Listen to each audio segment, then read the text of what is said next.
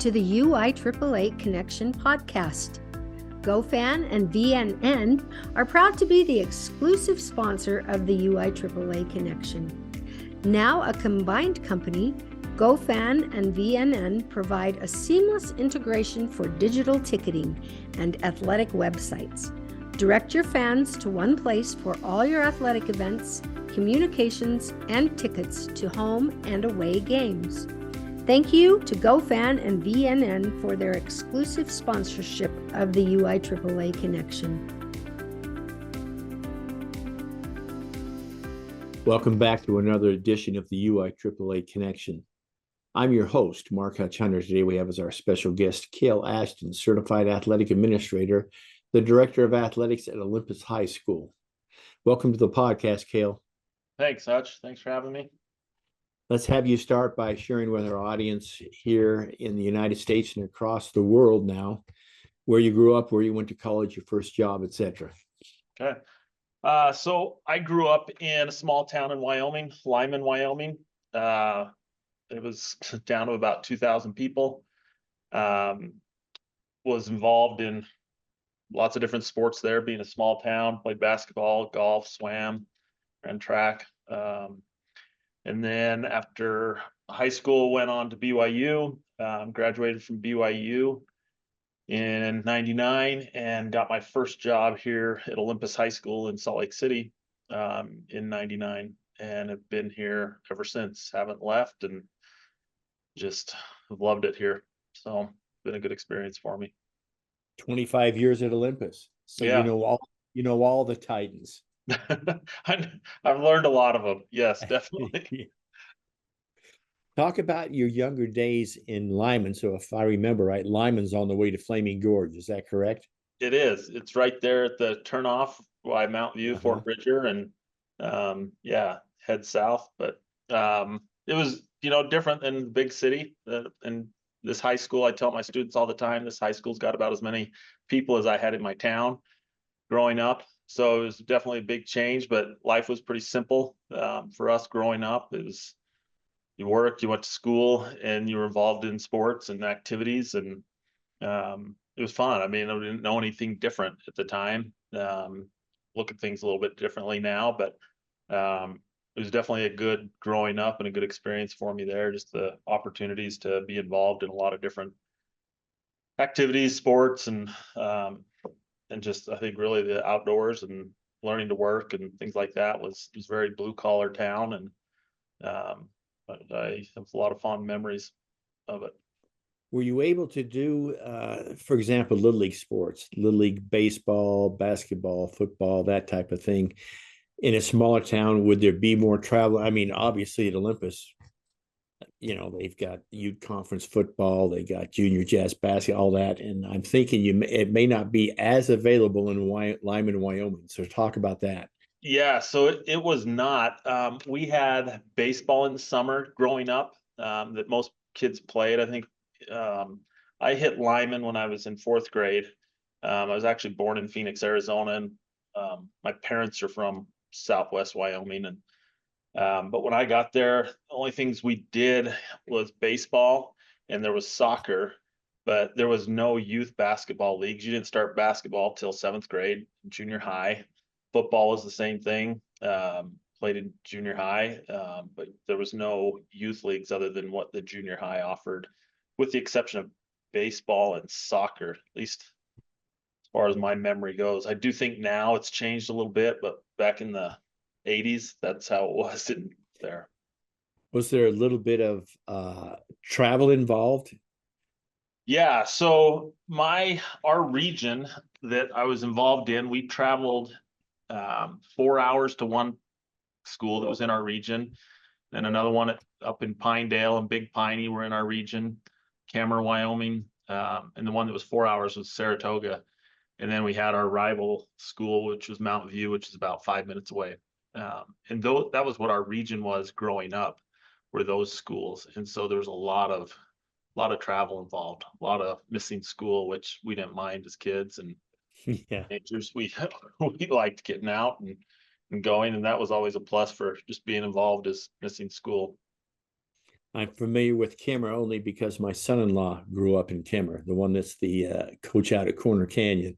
Okay. And he talks all the time about growing up in Kimmer and about how they traveled down to Lima. I guess they usually played at a rich high school, I Mm-hmm. think, Yeah. and probably did as much traveling as you did. So Yeah. it makes you appreciate being at Olympus, where they complain if they have to go around the point of the mountain to see a Yeah. If it's a game. half hour, it's a long trip, or 20 minutes is a long trip. And they don't quite understand what a long trip is on a school bus.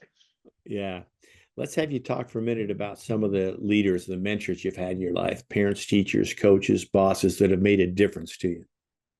Yeah. So I think, I mean, outside my parents, my dad has been and continues to be a good influence on me, but teachers and coaches, back in Wyoming, I think Scott Ehlers is one that comes to mind. He was actually our golf coach, and when I was a freshman, he was the basketball coach. And he was got a great way about him. Some people might know him. He's actually the golf pro over in Evanston at the Purple Sage golf course, or he was. I don't know if he still is. I haven't talked to Scott for several years, but he was just a great example, great coach, and everybody loved him. He was well liked, well respected. He pushed and challenged us to be our best. And I think one of the things we really loved about him is there was a group of us that wanted to start golfing, and there's no golf courses in Lyman, Wyoming. But back in 1987, we started a golf team in Lyman, and we would go out to the fields and get our drivers out, and we'd hit in the fields and then go pick all our balls up. We'd putt in the hallways, and then once a week we'd go either to Evanston or Kemmer and play on their courses. But he got us going on it and started it, and he was great. We got lessons for 4 years, and that was a lot of fun. I mean, from having people hit windows out in the school and the marquee signs and breaking those, because sometimes we'd use our wedges and stuff on the schoolyard and do different things. And of course, being stupid teenagers, we'd do sometimes use clubs we weren't supposed to, and he'd get mad and things. But he was a great example. Good leader, good coach, good mentor. And another one just more close though, I think that really kind of took me under his wings when I first started here was Matt Barnes, our basketball coach. And he's a great individual, great human being. And when I first started here at Olympus, it was definitely an eye-opening experience for me. But he just was always good to me, and we continue to be friends to this day. And those are probably a couple professional people that had an influence, I think, on my life. Thanks for sharing. Kael, what's your biggest failure or disappointment in life, and what did you learn from it? I think, I don't know about a specific failure, but I think one challenge that I've maybe overcome is taking things too personally. It's a failure, and especially in this job as AD, is there's always a lot of emotions, and people aren't necessarily upset with you as an individual. But I think early on in my career, I took a lot of things personally, and sometimes would fire back and escalate situations that didn't need to be escalated, rather than just listening to people and realizing it's the situation that's frustrating, that's the problem, and it's not me as an individual, me as a coach, me as an AD that they're upset with. It's the situation. And I just think that's something that all too often we all get wrapped up in. And there's a lot of great people out there that we butt heads with because of a situation, not necessarily because of personality. So I think that's one of the things I wish I could go back and change, is some of those situations that I've been in. That is some great insight. Let's talk for a minute about your back before you came, because obviously when you came to Olympus, you weren't the AD. You had been there. Well, I'm not even sure what year you became the AD. So talk about your path, what you taught, and then how you got the job of AD at Olympus. Yeah, so I started in '99, but my path was a little bit different. I graduated down at BYU in '99. I graduated from high school in 1990. Took me a while to get through college. took some time off, just wasn't sure what I was doing, and enjoyed the college life and single life for a while. But got the job in actually November of 1999 because they had a teacher at Olympus that left. And I had interviewed in Granite District, but didn't get a job. And I was actually looking, I'd been worked construction my whole life and had thought, well, I'm going to go that route and start my own construction business. And when they called me in 99 or in November to come interview, the Olympus did, I came and interviewed in November, and on the way home, they offered me the job, and it was just going to be for the rest of the year. And so I thought I'd try it out, see how I liked it. And then in March, the girls basketball coach resigned, and the person they wanted to fill that spot, they could not bring in the building for whatever reason.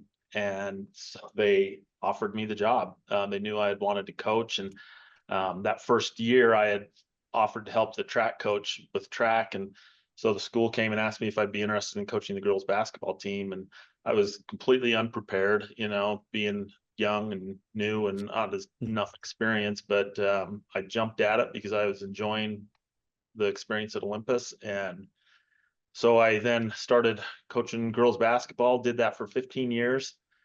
And then it had enough and knew it was time to be done with that. But after about 5 years at Olympus, we had gone through a couple ADs, and they asked me if I wanted to be the AD. And so I've been the AD now for 20 years here at Olympus.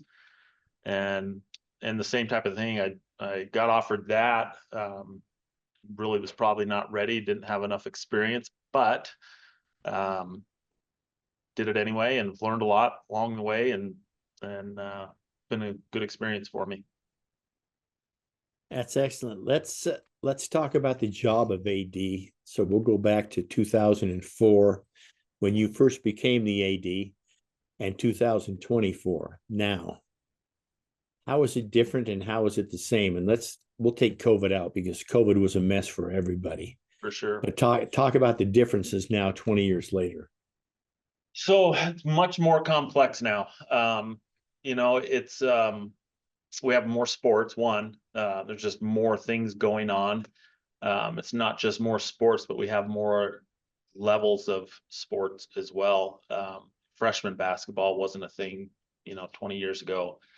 Freshman football, different things like that, freshman volleyball. So we've added lacrosse, we've added more sports. So it's just the toll it takes on planning, calendaring, especially on our campus here at Olympus, which is unique. We have a really fairly small campus, and sometimes our space is limited, which creates some headaches and challenges. So I think that's one thing, is just the sheer volume of sports and teams that we're dealing with, which increases the number of athletes.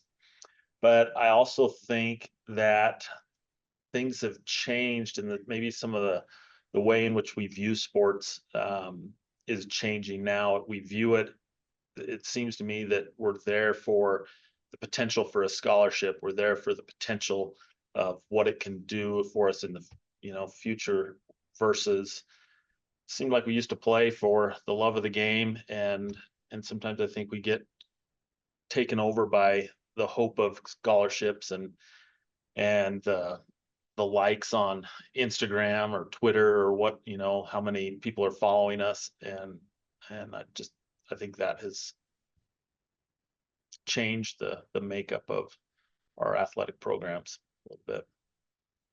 Great insight. Let's talk for a minute about the UIAAA, how you first heard about the UIAAA, and then how you've had quite a bit of involvement with that organization. Yeah, I don't remember when I first heard about it, other than we got involved, early on being AD, just because of the courses. I knew I was young. I always would go to and I still do go to the spring conference there in St. George, and look forward to hearing just some of the new things, whether it be from the UHSAA, whether it be Lee Benson, I think that was his name, Lee Benson? Lee Green. Lee Green, thank you. Lee Green used to come out. I always hated his presentation, but I also really liked it because it made me nervous. I mean, when you hear all the lawsuits and all the legal things, but at the same time it was informative, and it really helped me to maybe think about ways in which we need to do things here in our school, and things we need to be careful of and watch out for. But I've enjoyed the UIAAA, the camaraderie with other ADs. I get along with a lot of the guys guys and women that I know that are involved in that, and it's just a good organization to be a part of, and it's fun to see everybody in the springtime when we're all tired and ready for a break. Absolutely. Talk for a minute about certification. You're a CAA. Talk about how you achieve that, and then talk about how important it is to become certified as an AD. Yeah, so our district encouraged us to do it. They really kind of got behind it, and so I just thought it'd be a good thing to have. And it was the classes, the content in there, whether it was the law, whether it was dealing with parents, whether it was dealing with athletes, whether it was all the courses. I can't remember how many courses I took. It's been probably 10 years since I got my CAA. I probably should really continue on and get my CMAA. I just haven't had that push to do it sometimes. But it's been a good thing just in learning and growing, and I think anytime you can learn things is really important in this field, and because it's always changing. Nothing's the same, and somebody's been through what you're going through somewhere, and so it's nice to hear from other people that are going through the same things. Thank you for that response. Let's have you talk for a minute about being the AD. Olympus is a bigger school. I realize they're 5A, but to me, 5A and 6A are all the same. Yeah. Just a question of how many kids you have. And of course, I have two grandkids that graduated from there that played football and lacrosse, and I have another one that's in basketball now, a young lady. But Olympus, I think, at least in the last 10 years, has been on the rise. He had quite a bit of success. Boys basketball, your football team's always good. I know my oldest granddaughter played lacrosse. They didn't win it, and then I think since she's left, I think you've won it maybe twice. So yeah. Talk about the blessing and maybe some of the curse that comes with it, having such a successful program. It is. It's I think Olympus is just a great school. It's in a fantastic community. There is so many well-intentioned parents that want to help, that are willing to help in a variety of ways here, which is really nice. It makes our job a little bit easier at times. But I think the atmosphere that we've created here at Olympus, and I say we because it takes all the coaches, we really have a pretty tight-knit coaching group.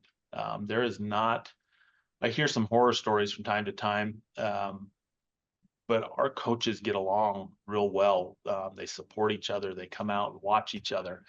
And I think that is a little bit unique for Olympus. And I might be a little naive there, but I do think that's a little bit unique. Our boys and girls, I mean, you got a granddaughter that plays basketball, but our boys and girls basketball coaches get along fantastic. And I got along with Coach Barnes when I was the girls coach, and Coach Hunsaker now gets along. Our boys and girls lacrosse coaches get along real well. And it's one of those things where we have to share facilities a lot because we are a little bit limited sometimes with our facilities, but I think that also just that each team sacrificing a little bit, the coaches giving up and sacrificing, it kind of bonds everybody together. They realize that not everybody's getting what they want. And we sit down several times a year and talk to them and lay it out there. This is all the options we have. But I just think that's a big thing. We've got this great community, wonderful, committed, fantastic coaches, and then really good kids that are willing to listen, willing to do what is asked of them, to buy in. And I think that's made a big difference to where we're really concerned, and my focus is on the school as a whole and not an individual program, but want everything to be successful, everything to be feeling like that they've got the tools and the things that they need to be successful as programs. And it's a challenge. Doesn't always work, like I think, but and there's not enough hours in the day to go to everything. But I try to get out and go to a lot of games and just rub shoulders with the coaches and see what they're doing and how they're doing it. And I enjoy that. So. Allow me to follow up on something you said, because I think it's so important, because I've seen in other schools that having your coaches get along is a big thing. You hear horror stories at some schools where the football coach doesn't like the basketball coach. They don't share kids. The lacrosse coaches are at each other's, et cetera, that type of thing. And I just think that you mentioned that, and I just maybe talk a little bit more about what a blessing it is and how much better it is for your athletes because of that. I think they see it. I think the athletes see it, and it's not just our coaches aren't just talking it, but they're walking the walk that they preach.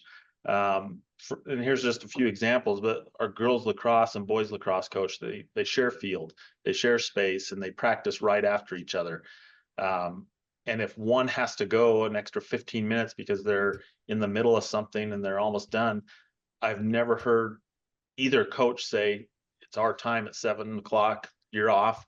It's, yeah, go ahead, finish up. And they'll visit with their team. They'll do something different to allow program to continue on it. It's the same thing with their boys and girls basketball coaches. They work so well together and realize that sometimes things are just going to be that way, and everybody gives and takes a little bit. When wrestling needs the gym for matches and things like that, it's not ever an issue. They just move and adjust. We get the boys basketball team and girls basketball team helping set up for volleyball at times. They'll help set up chairs and help me pull bleachers out. And so we just have a group that is committed to trying to do what's best for the school and for all the programs, and realize if we get all our programs being successful, it really helps the school in general, and it will eventually help their program. And I think Thank you for sharing. Big key. Yeah, thanks for sharing that insight. What's one common myth, Kael, about being an athletic director that you would like to debunk to the general public? That it's an easy job. That you just sit back and watch games. Yeah, there's just so much to it. So much planning, a lot of thought process that goes through it. Communication is real big key, and making sure, I'm on my phone all the time, texting, sending messages out, communicating, emailing. And I think all ADs are, but it is not just show up at a game and things. And, you talk about some of my biggest mistakes. There's been 2 times in my 20 years where I have somehow forgot to get an official for a game. And all of a sudden, it's 2 o'clock and I realize, and it's panic time. And there was one time I was actually at a coach's conference and I had a call from a soccer coach that he didn't have officials. When I looked, I had forgotten to schedule them. And those are some big mistakes that I wish I could get back, and you don't. But just the planning, the buses, all that stuff just is so time consuming and things. So. What's the favorite part of your job, Kael? The people. One of the things we do as coaches, there's a group of us, we have a little snack bar that we run at lunchtime, and we go down and serve sodas and a cup of noodles, and we cook lunch for each other every day. Coach Barnes spearheads it, to be honest. But there's food for us down there every day with crock pots warmed up and going. And that's a wonderful time to just rub shoulders with other teachers, but really the other coaches are what runs that. But so that's one really enjoyable thing. But the other thing I think is just watching kids succeed, whether they win or lose the game. That's not what I mean by succeeding, but watching kids succeed and excel in their specific sports, accomplish goals, do things that they didn't think they could, progress to where they're on track to graduate. They're going to hopefully go on and do wonderful things. And I think it's a really unique thing for teaching and coaching, is being able to have that kind of influence. on students and watch. Excellent. Kael, I need your 2 suggestions for a brand new AD, and they need to follow your 2 suggestions in order for them to become a success. What would your 2 suggestions be? Don't give up. It's going to be overwhelming for the first little bit, but you'll get the hang of it. You'll get in your flow. And so that's, I think the big one is don't do it 2 years and then say this is too hard. It does get easier, I will say, because you kind of know all the things that you've got to do. And so just hang on for at least 5 years and then evaluate it. The second thing I would be reach out to other ADs when you have questions. You know, I still call several ADs. I call Pat Thurman out at corner and Skip Lowe over at East. And I mean, there's just a whole lot of ADs that I can call and ask them questions and talk to them about different things. And so I think just creating a network is really important for you. Great suggestions. Confidants that can commiserate and share some insight in how things work. We'll finish up with this. Kael, what questions should I have asked you that I failed to ask you? Hutch, you've covered it all. You never miss anything, and I just think what you're doing with this is wonderful. But I can't really, that was on the end, and I can't really think of anything that you've missed. It's a wonderful job. It's something I've always wanted to do, is be involved in sports. I love it. Still to this day, I love it. I can't play like I used to. Gotten older, had to develop some new hobbies, but athletics is still a wonderful teaching tool for people. On that note, that wraps it up for this edition of the UIAAA Connection. Again, our special guest today has been Kael Ashton, Certified Athletic Administrator, the Director of Athletics at Olympus High School. Kael, so much for being on the podcast. Thanks, Hutch. Appreciate it. For our listeners, we hope you tune in next week for another edition of the UIAAA Connection.